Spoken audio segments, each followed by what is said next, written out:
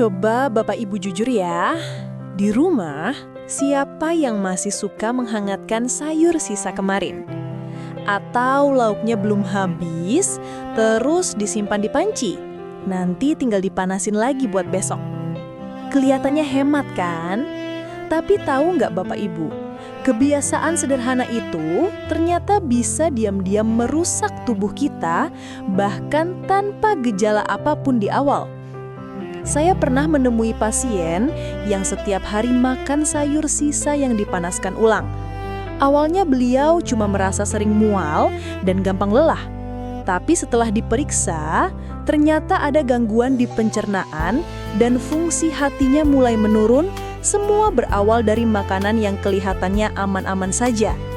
Dan yang lebih mengejutkan lagi, beberapa makanan tertentu bisa berubah jadi racun kalau sering dihangatkan, meskipun rasanya tetap enak dan tidak basi.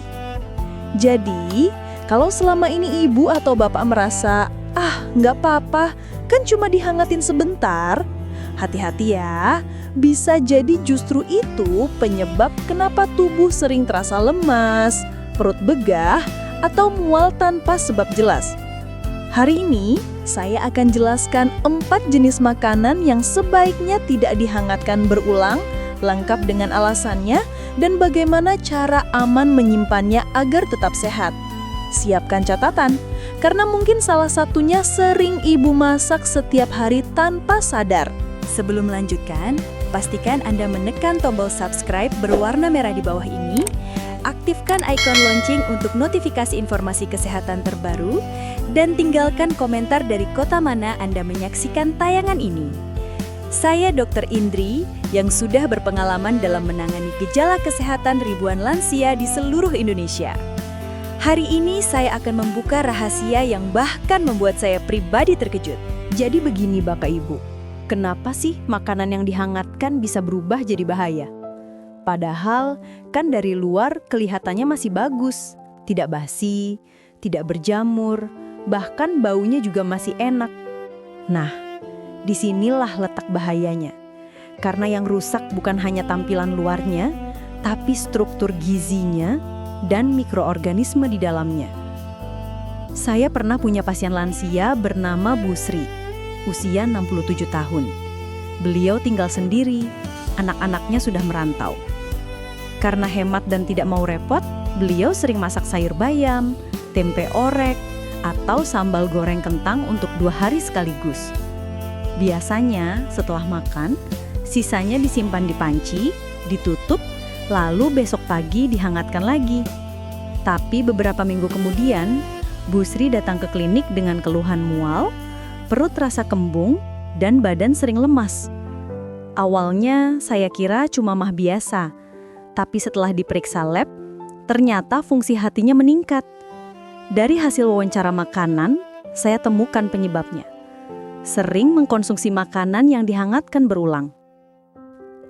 Kalau kita lihat dari sisi ilmiah, proses memanaskan makanan berulang kali menyebabkan perubahan struktur protein, vitamin, dan mineral. Menurut Harvard Health Publishing, protein dalam makanan seperti ayam, telur, atau ikan bisa mengalami denaturasi berlebihan saat dipanaskan berkali-kali, sehingga tubuh lebih sulit mencernanya dan bisa memicu gangguan pencernaan. Sementara menurut penelitian di Cleveland Clinic, vitamin-vitamin larut air seperti vitamin C dan B kompleks dapat hilang hingga 60-70% hanya dalam 2 kali pemanasan. Artinya, bukannya tubuh dapat gizi, tapi malah makan makanan yang gizinya sudah rusak.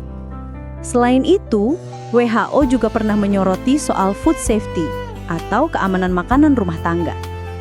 Mereka menjelaskan bahwa penyimpanan pada suhu ruang selama lebih dari 2 jam bisa menyebabkan bakteri berbahaya seperti Clostridium perfringens atau Bacillus cereus berkembang biak dengan cepat.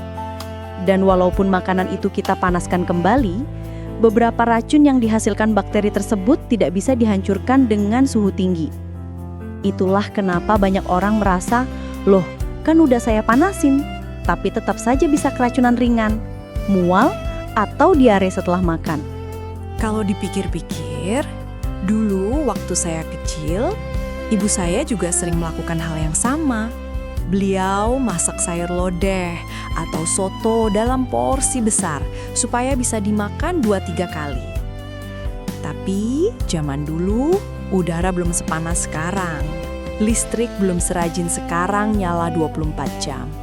Jadi makanan lebih cepat dingin secara alami dan jarang disimpan lama di suhu ruang. Sekarang, dapur kita panas, makanan sering tertutup rapat tanpa pendinginan, lalu dibiarkan semalaman. Inilah kondisi ideal untuk bakteri berkembang. Saya ingat betul satu kalimat dari Centers for Disease Control and Prevention atau CDC. It's not about how food looks or smells, it's about how it's stored. Artinya, bukan soal kelihatannya masih bagus, tapi bagaimana kita menyimpannya. Jadi, kalau selama ini Bapak Ibu berpikir, sayang kalau dibuang, kan tinggal dipanasin aja. Coba mulai hati-hati, karena kadang yang kita kira hemat justru bisa bikin kita keluar biaya lebih besar buat berobat. Bayangkan tubuh kita seperti mesin yang butuh bahan bakar bersih. Kalau yang dimasukkan bahan bakar yang sudah rusak, ya mesin lama-lama juga mogok. Tubuh manusia sama, apalagi di usia lanjut, kemampuan hati, ginjal, dan sistem pencernaan kita sudah tidak sekuat dulu. Makanan yang mungkin masih bisa untuk anak muda, bisa jadi terlalu berat untuk tubuh lansia. Dan saya tahu, banyak dari Bapak Ibu di rumah punya kebiasaan yang sama seperti Bu Sri tadi. Masak dalam porsi besar, disimpan di panci, dan tinggal dipanasin saat mau makan. Mulai sekarang, yuk pelan-pelan kita ubah kebiasaan itu. Lebih baik masak secukupnya saja untuk sekali makan. Atau, kalau ingin menyimpan, pastikan makanan cepat didinginkan, disimpan dalam wadah tertutup di kulkas, dan dihangatkan hanya 1 kali saja. Karena, seperti yang sering saya katakan ke pasien saya, yang bikin kita sakit bukan cuma makanan kotor, tapi juga makanan yang sudah kehilangan kehidupan di dalamnya. Dan setiap kali makanan dipanaskan berkali-kali, sebagian kehidupan itu alias gizi dan enzim alaminya ikut hilang. Sekarang, mari kita bahas satu persatu, Bapak Ibu, mulai dari yang paling sering kita temui di meja makan, sayur bayam. Siapa yang nggak suka bayam? Rasanya ringan, segar, dan katanya penuh zat besi. Tapi, tahukah Bapak Ibu, bayam termasuk makanan yang sangat tidak disarankan untuk dihangatkan ulang? Alasannya bukan karena basi, tapi karena kandungan nitrat yang tinggi di dalam daun bayam. Menurut penelitian yang diterbitkan di Journal of Food and Science and Nutrition, saat bayam disimpan terlalu lama di suhu ruang atau dipanaskan ulang, nitrat di dalamnya bisa berubah menjadi nitrit dan senyawa nitrosamin, zat yang berpotensi berbahaya bagi tubuh. Nitrit ini bisa mengganggu kemampuan darah dalam membawa oksigen, terutama pada anak-anak dan orang lanjut usia yang sistem imunnya sudah menurun. WHO bahkan menegaskan bahwa kadar nitrat dan nitrit yang tinggi dalam makanan bisa meningkatkan resiko gangguan fungsi hati dan ginjal jika dikonsumsi jangka panjang. Saya jadi ingat satu pasien saya, Pak Sastro, usia 70 tahun. Beliau setiap pagi sarapan sayur bening bayam sisa semalam. Sayang kalau dibuang, Dok, katanya sambil tersenyum. Tapi beberapa minggu kemudian, beliau sering mengeluh pusing, cepat lelah, dan bibirnya tampak sedikit kebiruan. Setelah kami periksa, kadar oksigen dalam darahnya memang menurun. Setelah kami telusuri, ternyata penyebabnya sederhana, sayur bayam yang dipanaskan berulang. Begitu beliau berhenti kebiasaan itu, keluhannya perlahan hilang. Kadang kita nggak sadar ya, hal kecil seperti itu bisa punya dampak besar. Nah, makanan kedua yang perlu diwaspadai adalah kentang. Kentang memang kaya karbohidrat dan vitamin C. Tapi kalau disimpan terlalu lama di suhu ruang setelah dimasak, terutama di tempat lembab, kentang bisa menghasilkan solanin, senyawa alami yang bersifat racun bila kadarnya tinggi. Menurut European Food Safety Authority, EFSA, solanin terbentuk saat kentang mengalami oksidasi dan proses penghangatan ulang tidak menghancurkan zat ini. Efeknya bisa mulai dari mual ringan, nyeri perut, hingga muntah. Apalagi kalau kentang sudah berubah warna sedikit kehijauan, sebaiknya langsung dibuang. Saya pernah mendapat cerita dari seorang lansia di puskesmas tempat saya praktek dulu, namanya Bu Aminah. Beliau suka bikin perkedel kentang dalam jumlah banyak, lalu disimpan buat 3 hari ke depan. Katanya supaya anak cucunya bisa tinggal goreng kalau mau makan. Tapi setiap kali makan itu, beliau merasa perutnya kembung dan agak nyeri. Setelah saya periksa dan cek riwayat makannya, ternyata sumbernya dari kentang sisa gorengan yang dihangatkan berulang. Mungkin kelihatannya sepele, tapi ternyata efeknya nyata.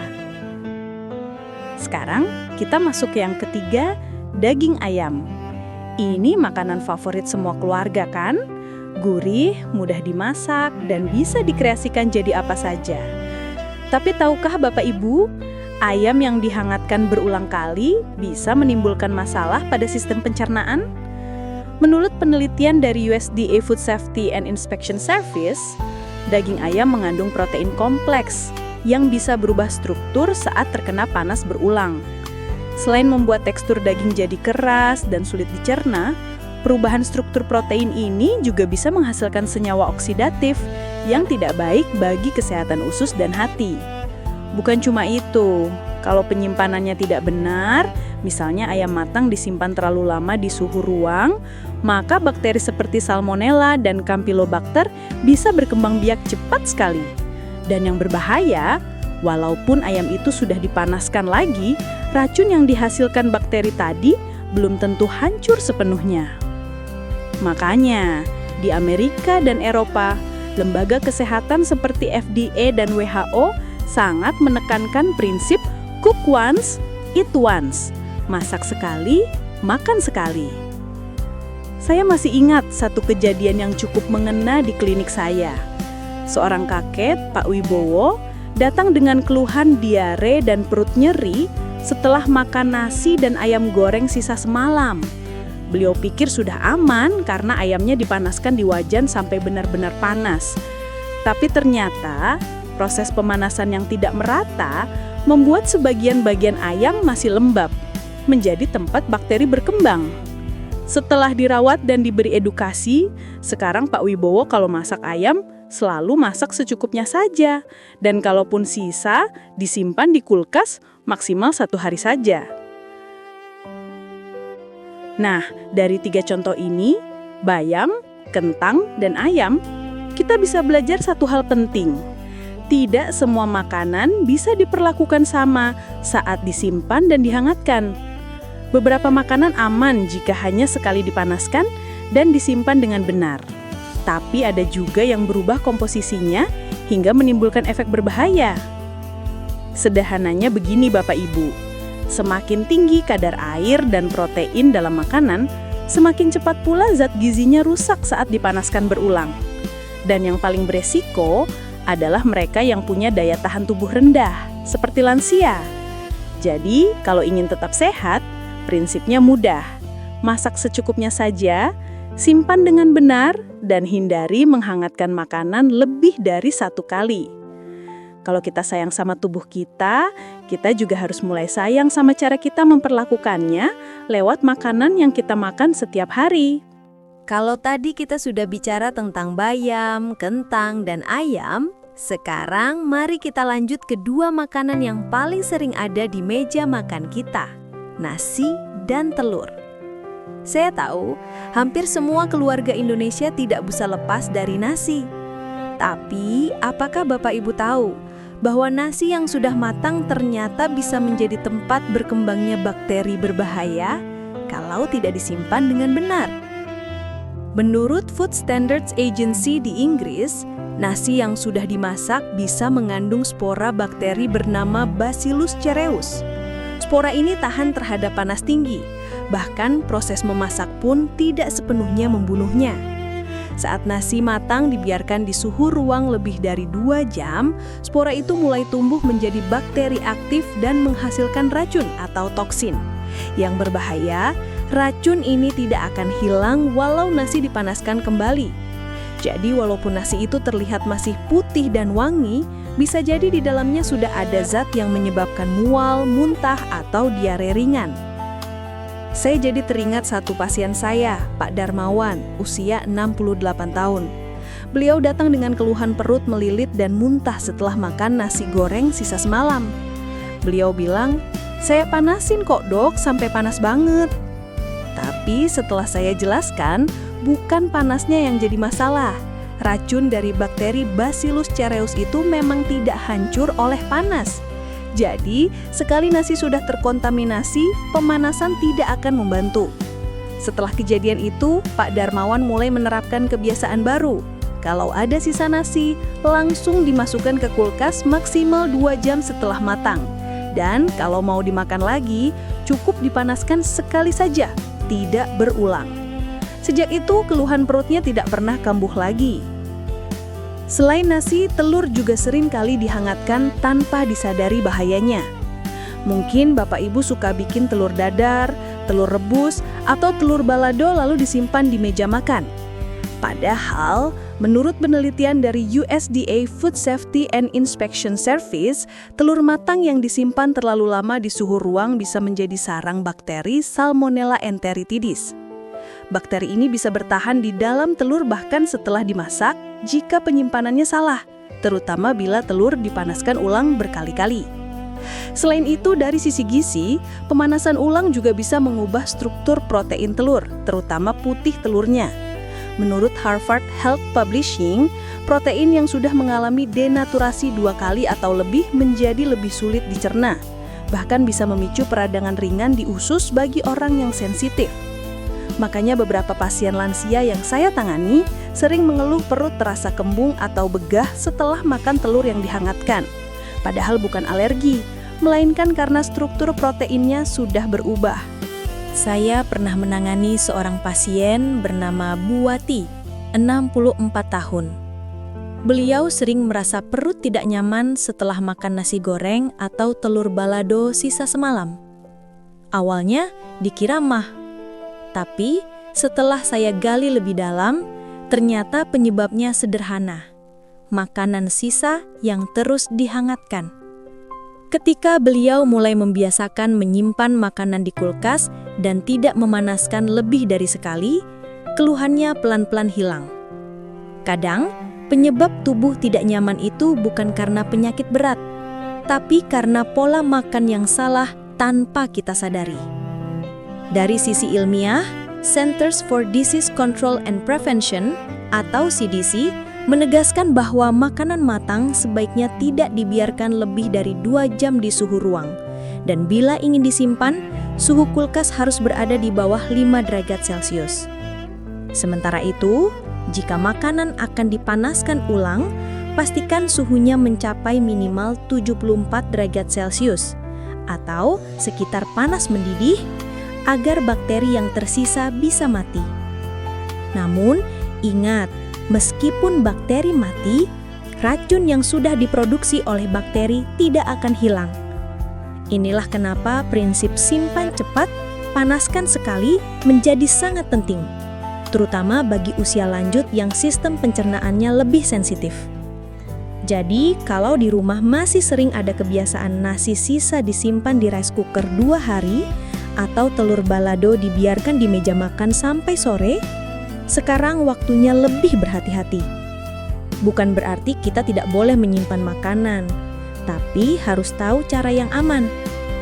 Simpan sisa makanan dalam wadah tertutup segera setelah agak dingin. Letakkan di kulkas, bukan di meja makan. Panaskan hanya bagian yang ingin dimakan, bukan semuanya. Dan bila sudah dihangatkan sekali, sisanya lebih baik dibuang daripada mempertaruhkan kesehatan. Karena ingat Bapak Ibu, di usia lanjut, daya tahan tubuh kita sudah tidak sekuat dulu. Kalau anak muda bisa tahan makan makanan sisa 2 hari, belum tentu tubuh kita bisa. Tubuh lansia lebih rentan terhadap efek racun makanan, dehidrasi, dan infeksi pencernaan. Saya sering bilang ke pasien saya, menjaga makanan tetap sehat itu sama pentingnya seperti menjaga hati tetap tenang. Keduanya butuh perhatian setiap hari, tidak bisa ditunda-tunda. Dan mulai hari ini, kalau ada sisa nasi atau lauk, jangan dianggap sepele. Lebih baik kita mencegah dengan menyimpan dan memanaskan makanan dengan benar daripada menyesal saat tubuh mulai memberi tanda-tanda tidak nyaman. Setelah kita tahu makanan apa saja yang bisa berubah jadi racun saat dihangatkan, sekarang pertanyaannya, bagaimana cara menyiasatinya supaya tetap hemat tapi juga aman dan sehat? Bapak Ibu, saya paham betul banyak dari kita punya kebiasaan menyimpan makanan karena ingin berhemat atau karena tenaga sudah tidak sekuat dulu untuk masak setiap hari. Dan itu tidak salah, yang penting adalah caranya. Saya ingat seorang pasien saya, Bu Marni, 72 tahun, pensiunan guru. Beliau tinggal berdua dengan suaminya dan punya kebiasaan masak dalam porsi besar setiap 2 hari sekali. Suatu ketika, beliau jatuh sakit karena keracunan ringan setelah makan sayur lodeh yang disimpan 2 hari di panci. Setelah kami diskusikan, akhirnya beliau mengubah kebiasaan. Setiap kali masak, beliau langsung membagi makanan ke wadah kecil, satu untuk makan hari itu, sisanya masuk ke kulkas. Setiap mau makan, beliau ambil satu wadah saja dan dipanaskan sekali saja. Hasilnya, sejak itu tidak pernah lagi ada masalah perut atau lemas setelah makan. Cara seperti ini memang sederhana, tapi sangat efektif. Menurut USDA Food Safety and Inspection Service, makanan matang sebaiknya tidak disimpan di suhu ruang lebih dari 2 jam. Kalau suhu ruangan lebih panas dari 30 derajat Celcius, seperti di Indonesia, batas aman malah turun jadi 1 jam saja. Setelah itu, makanan harus segera disimpan di kulkas pada suhu di bawah 5 derajat Celcius atau di freezer jika ingin disimpan lebih dari 2 hari. Berikut ini panduan yang disarankan oleh World Health Organization atau WHO. Makanan matang simpan di kulkas maksimal 2 hingga 3 hari. Daging atau ayam matang, jika disimpan di freezer, bisa bertahan 2-6 bulan. Nasi matang, maksimal 1 hari di kulkas, jangan biarkan di rice cooker lebih dari 12 jam. Sayuran berkuah seperti bayam, lodeh, atau sop, paling aman dikonsumsi dalam 24 jam. Telur rebus atau lauk berbahan telur, maksimal 2 hari di kulkas tanpa dihangatkan berulang. Dan kalau mau memanaskan makanan, pastikan suhunya betul-betul panas sekitar 74 derajat Celcius atau sampai mendidih. Kalau pakai microwave, aduk saja makanan di tengah pemanasan supaya panasnya merata, karena bagian dalam seringkali masih dingin dan bisa menyimpan bakteri. Selain itu, menurut Mayo Clinic, cara kita mendinginkan makanan juga berpengaruh. Makanan panas sebaiknya tidak langsung dimasukkan ke kulkas dalam panci besar, karena bisa menurunkan suhu kulkas dan membuat makanan lain cepat rusak.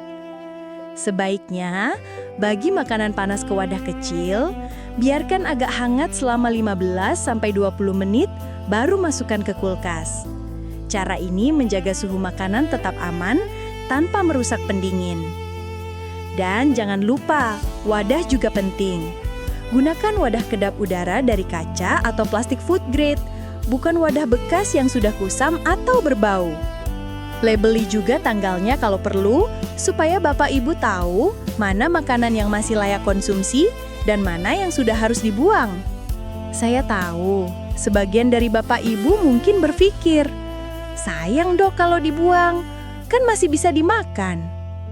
Tapi ingat, seperti yang saya bilang ke pasien saya di klinik, membuang sedikit makanan jauh lebih baik daripada membuang kesehatan. Tubuh lansia itu ibarat mesin yang sudah bekerja puluhan tahun. Perawatannya harus lebih lembut dan teliti. Selain cara menyimpan makanan, Ada juga kebiasaan harian sederhana yang bisa bantu tubuh tetap kuat dan tahan terhadap infeksi dari makanan. Seperti minum air putih cukup minimal 6-8 gelas per hari.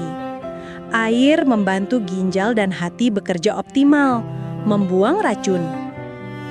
Konsumsi buah segar setiap hari, terutama yang kaya antioksidan, seperti pepaya, jeruk, atau apel. Jangan makan terburu-buru. Nikmati setiap suapan supaya pencernaan bekerja lebih efisien. Bergerak setiap hari, meskipun hanya jalan kaki 15-20 menit di halaman rumah.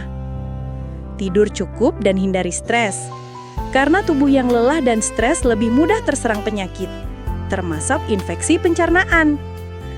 Saya selalu senang kalau lihat pasien lansia yang mau berubah perlahan.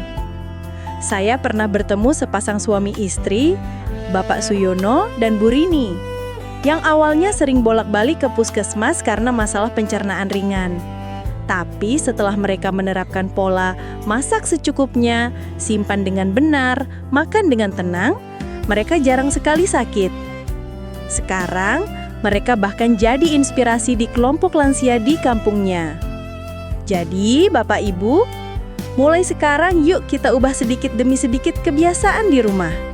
Tidak perlu langsung sempurna, tapi mulai dari hal kecil, seperti tidak memanaskan sayur 2 kali atau menyimpan nasi sisa di kulkas. Percayalah, perubahan kecil hari ini bisa membuat perbedaan besar untuk kesehatan esok hari. Karena pada akhirnya, kesehatan itu bukan hanya soal umur panjang, tapi juga tentang bagaimana kita bisa menikmati hidup dengan nyaman tanpa keluhan setiap hari. Dan semua itu dimulai dari piring di depan kita. Nah, Bapak Ibu, ternyata kebiasaan kecil seperti menghangatkan makanan bisa membawa dampak besar bagi kesehatan.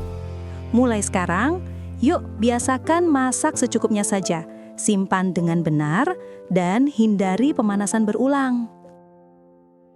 Jangan lupa bagikan video ini ke grup WhatsApp keluarga atau teman arisan, supaya makin banyak yang tahu dan bisa menjaga kesehatannya juga. Ingat, kesehatan itu investasi paling berharga, lebih mahal dari obat apapun. Saya Dr. Indri pamit dulu. Jaga pola makan, jaga hati, dan jaga semangat untuk tetap sehat di usia lanjut. Sampai jumpa di video berikutnya dan tetap sehat selalu.